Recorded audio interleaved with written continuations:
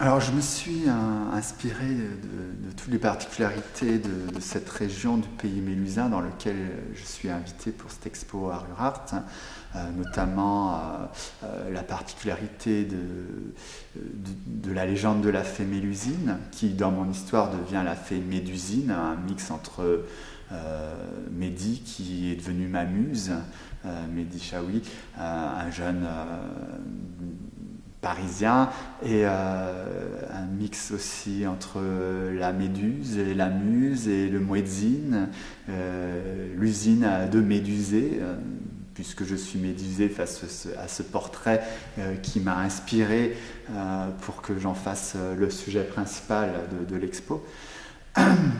Et notamment, je me suis aussi inspiré de la particularité de la région. Lorsque l'on visite les villages alentours, on voit à la fois les églises catholiques et les temples protestants, notamment l'un des plus grands temples protestants de France se trouve à quelques kilomètres d'ici. Et cette région a notamment été marquée par des conflits religieux entre catholiques et protestants. Alors je me pose la question aujourd'hui, en France, une guerre de religion entre catholiques et protestants serait-elle encore d'actualité lorsque l'on voit actuellement, durant cette période électorale, les différents débats? Je pense que non. Une troisième religion entre en compte, qui est celle de l'islam. L'islam qui notamment qui est passé par là, notamment à Poitiers, puisque à quelques kilomètres d'ici, Charles Martel a vaincu les musulmans. Voilà.